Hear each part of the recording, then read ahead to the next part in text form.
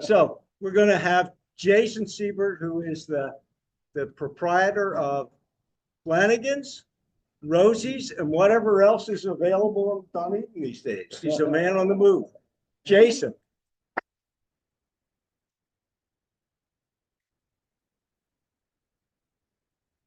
Feels wild. I've never been the speaker before, but I've seen many speakers here. 16 years ago, I joined the club as a 27-year-old man. Average age, I think, was more than 27. and they said I was brave. And so hopefully that bravery shines through today. Kind of want to talk about where I came from, how Rotary actually changed and shaped me in a great way, and where I'm going, and then kind of the legacy that I'd like to leave. My early years were in Virginia. I was born out in the mountains. My dad went to Virginia Tech, and that was in Blacksburg, Virginia. And I wound up getting raised in the mountains of Virginia. My parents ran a shelter home first. So I've got 43 foster brothers and sisters out there. So my parents are my biological parents. I have one sister. And she's local. My dad's local. My mother's passed about 5 years ago. Anybody who knew my mother, she passed, but her spirit lived on. So when I was 10, my dad swings a hammer, still swings a hammer. When I was 10, Hurricane Andrew hit. So I'm 43, so I was 92, and the work was there. So I went from homeschool in the mountains to inner city Miami, or a rough part of Miami, and I wound up going to school. Type of school that in middle school they would wand us down to see if we had guns on us. And I had never heard secular music. I had never owned a TV. I had been hunting and fishing for most of our food, and it was a bit of a culture shock. There were a lot of gang violence, and I wound up on the brunt of that many times in school, and wound up in the hospital many times, and that was tough. That's why this. It was better before. So a couple years, there was some of that time in Miami after that I was homeschooled, or rather before that I was homeschooled. And then when I was 15, we moved to Palm Harbor. And I went from that school to Palm Harbor, which was a little easier. And I wound up spending 3 years at Palm Harbor and being the class of 2000, the first 4-year program at Palm Harbor. They were formed in 96. So the first graduating class was 99, but they started as juniors. I graduated in 2000. My mother, when I was 16, got diagnosed with MS. And it was a pivotal point in my life. I became very angry. And during that time, and I don't know if I've made this public, it's not really something I've made public in the past, but during that time, I got into drugs and alcohol and anger.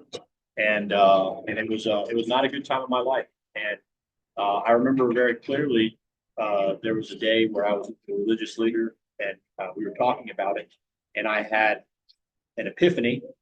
And that day, I began loving the people in Miami that had brutalized me in Miami, and that was a pivotal turning point in my life. And I changed from being a rather dangerous individual that was doing all the wrong things to deciding that I wanted to be the best person that I could be. I wound up meeting an absolutely beautiful and wonderful woman named Jade, who was a member here before as well. Unfortunately, we're divorced now, but we're on very good terms. We have a beautiful daughter together. She was pregnant while we were members of the club, and she was 21 when she joined, so she's braver than me. And so that daughter, who a lot of you have seen, little towhead, I delivered her in Dunedin. Right where the mix is, there was a building before that. No doctors, get the hell out of my way. I'm delivering this baby. I delivered the baby. And it was the most beautiful moment of my life. And I was a member here, and it was the only meeting that I missed. was for the birth of my daughter, and I made it up. So it was a water birth, and I have my baby underwater. Had never been exposed to the air, and she opened her eyes and she looked at me, and she was like this gray blue color, and I was lost in time and just staring. And I pulled her out of the water, and they handed me like a little sucky thing for whatever was in her mouth. And she took her first breath. I remember it was she took her first breath, and I watched the pink move through her skin as she took the first breath, and she stared at me for the first time. And that was that and Mary and Jade were two most incredible moments of my life. I'll never forget that. I wasn't even going to talk about it today, but I told the story yesterday and it made me cry. And so I thought I'd bring it up because there's a lot of people here that know Jade and know Anna and know that story. And it was a very impactful time of my life because I became a father. A father to a little girl. And being a father to a little girl is a great responsibility because you are the example of who they're going to marry one day. And so every day I try to live that, and I try to put parenthood before the business stuff that I do.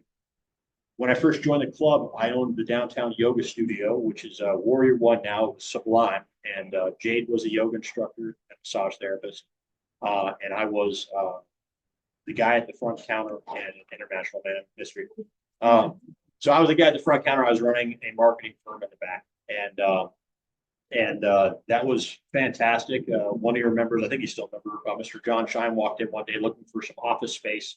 And we wound up sharing some office space. Another guy, I don't know if he's a member, but he's been here before, Glenn King, shared some office space with us sometimes. So I was trying to make money any which way I could, but we'd only raised $3,500 and wrote a business plan in order to start a business. And so I signed that lease with Peter Preisinger on faith. And I had to raise $15,000 a week. I'd never raised money before. So I raised $5,000, and my friend walked in, and this is an answer to prayer. My friend walked in and he hit me in the chest with a roll of hundreds. It was $10,000, and he didn't even know I needed it. It was exactly the amount I needed. It's the most serendipitous thing. Incredible. And this is before Anna was born, a couple of years before she was born, and right before I joined the club. And I was able to open the yoga studio. And the yoga studio did very well for a long time. And then I took a partner, and I didn't know what I was doing taking a partner. And I think there's some wisdom in this room, and maybe a few people that have taken partners. Be careful. So I lost the yoga studio. We went on vacation, we came back, and the yoga studio. I won't get into all the specifics, but it didn't pass the four-way test. What happened? But there were $30,000 in bad checks written, and Jade and I worked at Rosie's Tavern downtown. And in a year and a half, we paid off the $30,000 in bad checks. And part of that was the example my mother set and my father set. And part of that was the example of people in this room and some other people I don't see that were in this room.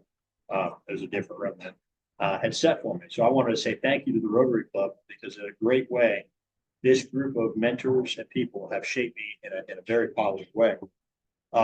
After a year and a half of working at Rosie's Tavern as a bartender and making offers, I walked into Flanagan's Irish Pub, and I said, I'm going to buy your bar. Let's talk about it. I had $100 to my name. I had just paid off the last of that $30,000. And I was talking to Dale Irish, if anybody knows who that is. And 3 weeks later, after some intense negotiations, I purchased that pub with no money down. And there are two, I imagine, still members of this club that I won't mention just because of privacy, that loaned me $12,500 each. So I had $25,000 in operating capital, so that I could actually buy liquor, buy food, pay people, that type of thing. So Flanagan's has been around since 1992 in that location. At 78 before that. It's older than I am. I was born in 82. This has been 9 years. This year will be 9 years since I bought Flanagan's. And that was the excuse I used to take my, what did you call it, Chuck? Where's Chuck at? What'd you call it, Chuck? My hiatus? You're on the. Yeah, so that was my excuse, and Tom and I were just talking. Tom was he grabbed me, he was giving me a nogie and said, "When are you come back? When are you come back?" You know how he is. And so one day I will come back when I've built what I want to build for my family. But I have a great love for this club, and I always speak one of this club.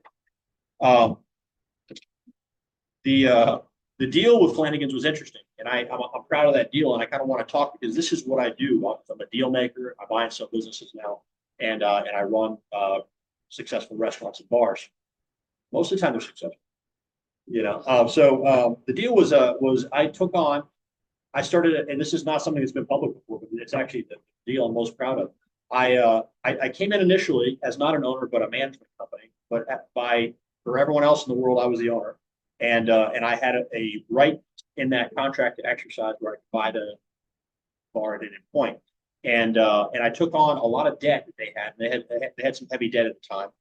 Noel Cooney had some incredible health issues. I don't know if anybody knows Noel, but a great community leader for a long time, Irishman. hell of a drinker. And he's still around as well as his wife, but he had a stroke and a heart attack.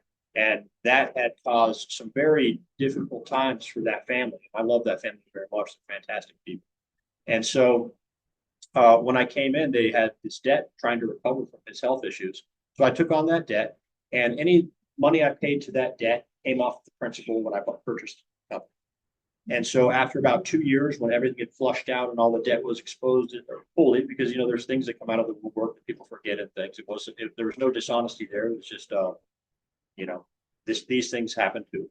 I exercised my right to purchase, and within 3 years from the date that I left the club and started working Flanagan's, it was a week before the third year that I paid it off. It was a lot of ramen noodles, and I haven't had any since. So with that purchase came the St. Patrick's Day Festival in Dunedin, which is the largest St. Patrick's Day festival in the state. I've had the pleasure of having Governor DeSantis join the festival and chug a beer with me, and get on stage and address the crowd in a non-partisan way. And then it said, oh, you let DeSantis on the stage. I said, if Biden wants to come, I'll let him up there too. Whatever, I don't care. Blue and red, they all got green in the pocket. So I've been building that festival, and there are rumors on the interwebs that could be taking over two of the other large festivals in town. Depending on a couple factors, but it's looking more and more like I'll be running Lions to Blues and Mardi Gras. The staff and philosophy I've always had is to put my people before profits. The people that work for me, I have very little turnover. I just promoted last week my first hire at Flanagan's 8.5 years ago to a vice president position as I'm centralizing leadership. And then Jade is my other vice president, who I hired 2 years ago, 5 years after our divorce. Both of them are incredible and have done a really good job. And you will hear some things soon. There's going to be some expansion in downtown Dunedin for my restaurant group, and I'm really excited about it because I'm like, I'm a poor mountain boy that gets to do what he's always dreamed of doing. When I first started at Rosie's, and while I was still a member of the club, I met a gentleman named Jim Ashball, and Jim Ashball was a great mentor to me and was an incredible businessman and was tough as nails on me. I might do my Jim Ashball impression here in a second. He's from Louisiana, and he was a high-level business guy that believed in me and became like a second father to me. And I took care of him. 2 years ago, he passed. I took care of him as he passed through an aggressive form of cancer. And this is his watch. He left me his watch. I'm still handling his estate. And I was the son he never had, which was a great honor for me. And he always used to say, Jason, I've told you once, I told you 100 damn times. You got it. That was his accent and the way he talked to me. And nobody talked to me like that. But he would dress me down, and he didn't mind doing it in front of people. And I would graciously accept 9 times out of 10. And I'm not supposed to say the D word up here, but you've all heard it before. Then came COVID. Tom and I were just talking about what COVID did to this club, which I selfishly hadn't really thought about. Didn't mean to not think about that, but the first thing that got closed down COVID was St. Patrick's Day. And so I remember sitting in the city council meeting and the city saying, we've decided that we're going to close down St. Patrick's Day for the health of the community. And that's a major impact. That's definitely by far it's like a month one day. So they said, Jason, you want to say some words, expecting the redhead to come out. And I got up and I said, I support the commission because one of the things, the tenets that I live by is doesn't bear fruit. I think is close to a 4-1 test there. Anything you do, if somebody cuts you off in traffic, make a gesture, does that bear fruit? It does. Gives you a moment of dopamine. So I try to live by the tenets that I learned from Rotary Club, the Bible, my mother, my father. And that was one of them. Moving on, there was 2 years of no. So it was the only festival to go 2 years just because of the timing, where I didn't have a festival, and we weren't allowed to open. So we opened with a table at the front door, and you could walk to the front door and order food, and we would sell food, and it was just chef and I. My chef was doing it for a long time. I worked the front. He cooked food and ran the food up whenever anyone ordered. and we still had some business. And then Jeff and I took all the tips. We donated those to the single mothers that were donated. I think all still work for me now, which is pretty fantastic. Moving on, I said, hey, I know a great idea. Let's expand, right? So I found a bar called Drifters Sports Pub on Drew, and it had been there for 50 years, and it was getting a little run down, and management were tired, and I could get a good deal on it. So I went in and I bought that, and I turned it into Drew Street Pub, and I put some money into it. And it turns out that location really matters a lot. And so Drew Street Pub, I did sell it for the amount that I bought it for, but it was not a successful endeavor. But it was still an endeavor that I loved very much. And the new owner and I still get along. I've done a valuation for another company for him, and he sold it for my value, the valuation I put up out there. So I've never bought or sold a company and not had goodwill four-way test with the person that I bought or sold the company from, and that's important to me. Then after 10 years and 12 offers, I finally got the owners of Rosie's Tavern to accept the offer, and I wound up having to pay cash. And so I was able to finally, because that was what I was trying to buy well before Flanagan, so I wanted to own Rosie's. So finally, after all those years, I was able to buy Rosie's Tavern, a labor of love, and I really am happy to be in that space. And then just March 1st of this year, I opened a second Rosie's location in Newport Richey downtown, and all that's kind of my, I don't know, business life and the life that people know me for. But what I really am passionate about is mentorship, and just before I met Jim is when that passion initially was sparked, and since that time, I really leaned heavily into mentorship. I've mentored quite a few people, dozens and dozens of people, and helped start a number of businesses in Dunedin. And I've always, one of the things that was really important to me about that, because I watched my mother, and everything she touched had this ripple effect. Or she'd do something good, and she was quadriplegic. She's in bed, and she'd do something good for somebody, and it was like the blessings would just compound. And it was always amazing to me that she had this grace that she could get that done. So I thought long and hard about how instead of just doing one action, how can that action have perpetual motion? And so with every person that I've mentored, I have gone into a sacred agreement with them. That's a verbal agreement we have. I will mentor you. I'll never charge you a dime. I'll help you however I can. But when you reach the level where you have the experience and the time to mentor yourself, however many people come that you could mentor, you will seek out and try to mentor as many people as possible. And at this point, there are 3 and 4 generation of mentees that I talk to that have been mentee, mentee. And that's a really important thing too, because I'd like to leave an impact in the world. And so that's something I try to spend about 10 hours a week on. There's a young man that works at my daughter's elementary school. Actually, not that young, but I'll call him a young man. That worked at my daughter's elementary school, and single dad. He wasn't making enough money to have his own apartment. He was working for the city, and it wasn't enough salary to have a Dunedin residence. And so he was bouncing back and forth from his sister's houses with his daughter as a single dad. And we sat one day. He has a magnetic personality, and he said, "I've always wanted to be a detailer. I went to school for P-Tech for detailing, whatever it was, some tech for detailing, and I'm watching YouTubes about it. I just want to detail cars." So I helped him start a detail company. This is just an example. It's a glowing one. So the first year we did $100,000 in sales, and a year from the day we started it, he was living on Island Estates in a condo. We found him a condo for $2,500 right near the Publix there. That was a 2-bedroom. So his daughter had her own room for the first time in her life. She's my goddaughter now.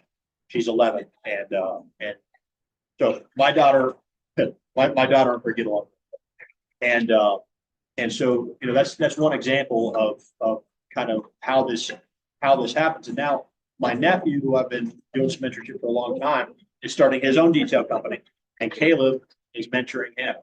And my nephew working for me at Flanagan saved up $40,000 from the time he was 13 to the time he was 19 without anybody telling him to save money. He's a pretty incredible young man.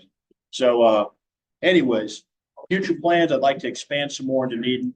I always, as I've learned here, I always give back as much as I can to the community. Sponsored the last food drive, and I'm looking forward to sponsoring more things.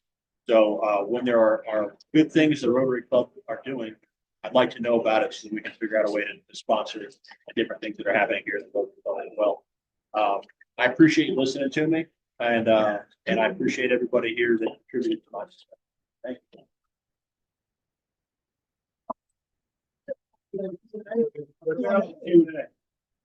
Q&A. Well, what people are eating, I want to offer an observation. I am a fan of Rosie's. I walk in and they just go, yeah, and they get the iced tea because I don't drink. Oh, we usually get we get security usually. Yeah. Security Chuck's here. He's got the best deal going. The popcorn is free at Rosie's. Can't get a better deal than that. Better than free. And if you want to do something any night of the week, it's one of the places in Dunedin where you hear live music. It's great. You can be in the patio, you can be in the bar watching football and baseball. It is a real cornerstone of Dunedin. And I've been in there already. International visitors and said, I heard about Rosie's. And then they say, what's this story about the cow pig? The cow pig. So the cow pig is that was his question. The cow pig is a little figurine. You can't tell if it's a cow or a pig because it's kind of ambiguous. And we hide it somewhere in the bar, and everyone walks around like this, looking for the cow pig. And if you find the cow pig, then you get a little prize. So and a lot of times we'll put you on social media, and you can be world famous for finding the cow pig. But we hide it somewhere in the bar, and just so everyone knows, I don't know where the cow pig is. That's above my pay grade. I don't know. Somebody else hides it. I'm asked all the time, and I just don't know. They won't tell me. But we hide the cow pig, and it's so like the new Rosie's has a lot of these elements as well. It has a big gaudy gold mirror. I actually bought a gold mirror out of the Capitol Theater, and it has a patio with red umbrellas, and it has a penny with the date it was built set into the bar itself. So a lot of the elements, because I didn't create Rosie's. Rosie's was created by somebody smarter and cooler than me. So I just copied what they did. It works out pretty good. But thanks for coming into Rosie and for eating my popcorn and for drinking iced tea. He's an iced tea drinker. Yeah, no, I'm a sober individual. What's next? Yes. So I'm currently looking at 3 spaces in downtown Dunedin, and I'm working with Joe Kukalakis on those spaces. And we're in negotiations right now. At any time, I have between 3 and 5 businesses that I'm vetting and looking at trying to purchase. I learned from that yoga studio. I don't have any partners, but I have a philosophy about borrowing money. Whenever I've borrowed private equity, I've always paid it back at least a year ahead. I've always, at the end of that, handed a check for the last year's interest so that everyone that has invested in me has felt they've made a good investment. Anything else? What brings you most joy out of your work? Oh my God. I don't even know that I work. They say, do what you love, you'll never work a day in your life. I'm living that dream. What brings me the most joy is the people that I work with, but in my life, my daughter, for sure. She's just incredible. And I get to work with people I love, and I've got an amazing girlfriend at home. I've got a pretty awesome life, and I'm always focused on the gratitude.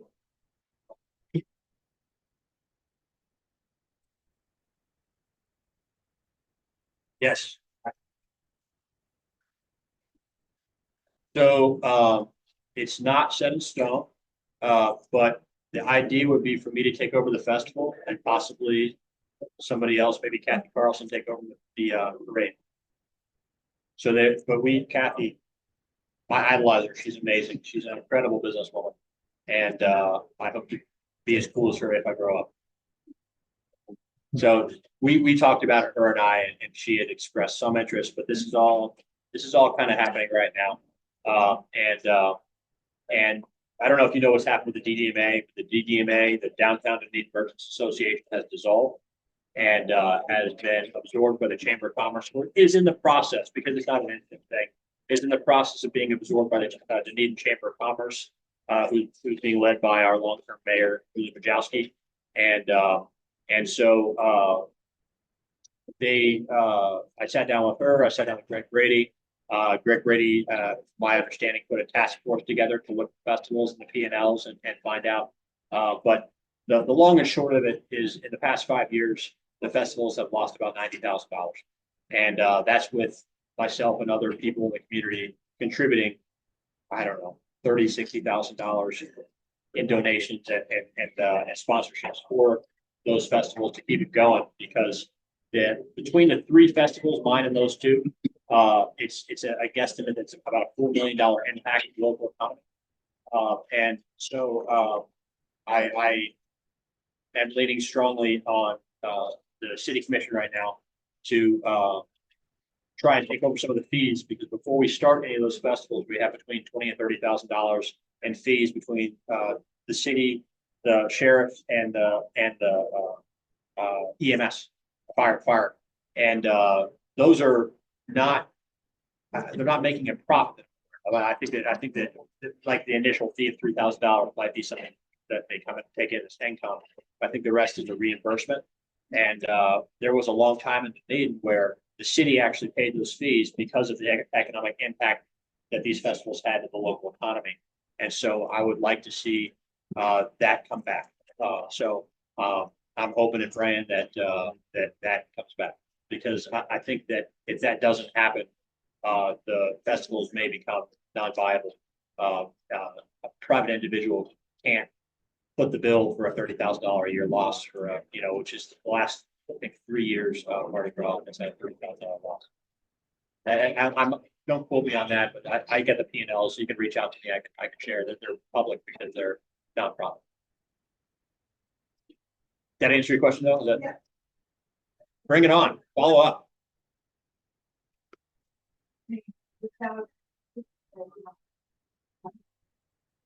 What about white groups? So Mardi Gras and Wines the Blues are the 2 that I would be running if that happened. And so it's a good question, and it has a complicated answer, and part of the answer I don't know. Flanagan's owns, and it's on the balance sheet, St. Patrick's Day Festival, so I own that. These other 2 festivals, I've made it clear that I don't want to run them for someone else. I'm not a company that does that. That just creates one more layer of loss of revenue for the festival itself. But that I am willing to donate a portion of net profits every year to a charity of or advertising, depending on what the Chamber of Commerce wants to do. I would donate a portion of net profits to it, and I'm totally cool if anybody wants to volunteer and take over the festivals. I don't need these festivals. I don't necessarily want these festivals, but I do want them to not go away. And the amount of work that goes into them compared to the amount of money that they have potential to make. There's other ways for me to make money besides this, but we have a strong cultural tradition in the town that I don't want to lose. I just went to Safety Harbor's Third Friday, and it was packed. And so I would like to see a lot of these things that I would say kind of lost during COVID.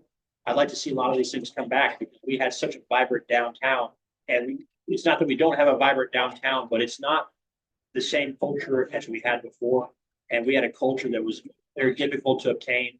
It took a lot of people, I call them the OGs, the predecessors before me, the Kathy Carlsons, the Candy and Michael Senior Bryants, Trina that owned Flanagan's, Tina that owns Casatina's, Greg Brady, Peter Preisinger, a lot of these pillars of the business community that spent a lot of sweat equity and years making money to buy this culture. We don't want to squander that. It's such an important part of what gives us our identity as a city. I talk too much, I'll tell you that. Anybody else?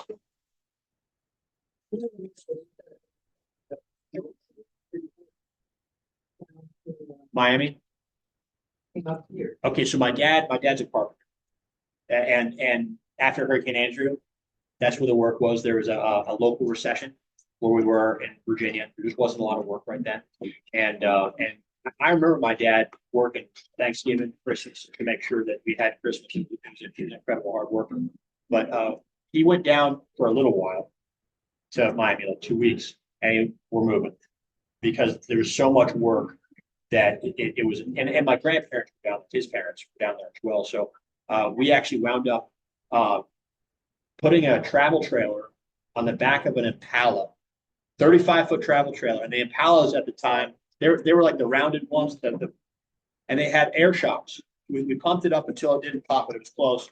And we put this trailer on the back. We pulled this trailer all the way down to Miami from North Carolina because we actually picked the trailer up in North Carolina and we had sold it.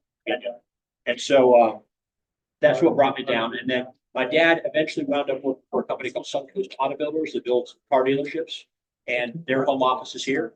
And so they transferred us up here because he was moving up from the company.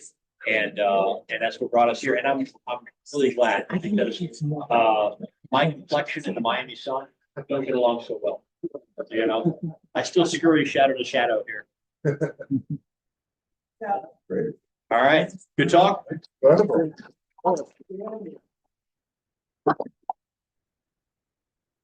Jason, thank you so much. Really appreciate you sharing and learning more about what you've built here in Dunedin. Appreciate your contribution to the community as a whole. Want to spend a little bit of time today, is before we end. One of the things we've done this past year is do quarterly club assemblies where different committee chairs have been able to present. We're going to end by doing this a little bit differently and invite our last three folks to come and speak independently, just share for about 5 minutes. The first one we're going to have today, and two more on into June, but the one today is a committee that's really called public image. It's how we communicate amongst ourselves and with our broader community. As it turns out, though, our public image chair, Dina Hurst, has taken a leave of absence, and so she's not available, but I've conned sort of our tech support, Larry Franklin, to come in and share a few words at least about the website, about our other presence out in the broader world. So, Larry? Thank you.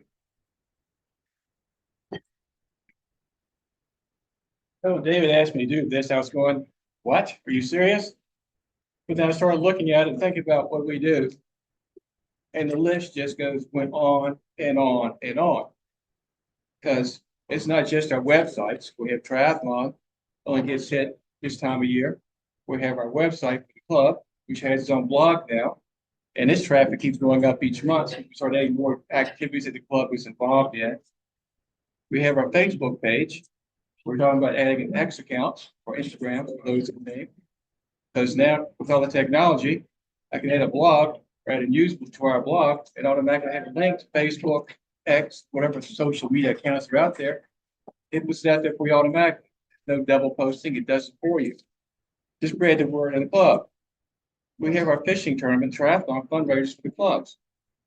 And the fishing tournament it's going to its third year, and you think it's been around for 30. At the success that the fishing tournament's getting. The triathlon hits up and down, because it just depends what's going on at the point in time. Our participant goes up, it goes down, but it's all over the place. But that's just part of the business. But then you get into those pieces, and we have our grants committee and all the nonprofits that we support within not just our own city, but within the region. Because we also support some nonprofits in Orlando, because they were helping some young kid, or young boy or girl that was from Dunedin. That's where the money went. They didn't put into a capital account or whatever. General nonprofit itself, it helped that one young person. So we have all those monies that we have going out. Then we have the international committee with all the national projects that we touch that come out of this club that has our name on it. We have that going on. It's just not that. Then we have the pop-ups. We're putting our club out there in all these different bars or whatever places once a week, once a month, however we get together on that, and just to put the name of the club out there in front of people. But then we get into those portions like that and how we just service the community in general. I mean, I have organizations now calling me that we've helped. And then they come back and help us. But they reach out to me now, can we any more help? Can we help you? Because we help them. ROTC is a prime example. They've been helping us for 3 years now to triathlon. I have to admit, if those young men and women were not out there, I don't know if we'd have pulled it off. Because they do the work of 2 or 3, 4 people. Now, they don't sit there and ask and complain that it's hot, or are we done yet, or can I go home? They ask, what's next? They don't sit around and complain, and we help them. I'm amazed by them. They impress me every year. But I also have an inside scoop too. Chief Johnson also made aware that if you have any bad luck about it, just let me know, because it just does impact the physical assessment in the year, and that is a pass-fail type of grade. So we have blackmail going on. But we have those type of things that in fact we have. And when you sit there and start looking at all the pieces that we do out there for this community in general, to me, it sets me back. Hurricane relief. I was so proud that I can't do the back thing with me. I would have been out there with you. But the back thing, I can't do the physical thing anymore. When I started seeing all these pictures coming in, we have our club members out there helping someone they've never seen, heard of before, out there rummaging through their house, pulling out all that wet furniture, destroyed our houses been destroyed with water. Our club's out there doing it. And that was one point I've never felt so proud of the members of this club that are out there just making it happen. Your house is damaged, well, you're out there helping someone else too. So it's amazing what we do. So next time you think about our club image, doing about it, think about how far we reach and how far just this one individual club goes and the impact it has on our community, our region, and all the way to the international level. Because when I was a club president, I'll close up. When I was a club president, president meetings, you sit there and talk about, there's some clubs talking about something about they don't know how to do it. Guess what club they mentioned 9 out of 10 times? Rotary Club of Dunedin. They know how to do it. They do grants. They have scholarships that we do. It's just amazing the things this club pulls off here, and we pull it off. It's not just the fact that the city reaches out to us for help to infrastructure projects that we help on. But it's a really big deal. Our club is a really big deal. Our members are a really big deal. So pat yourself on the back next time you think about this club, what we do for our community. Thank you.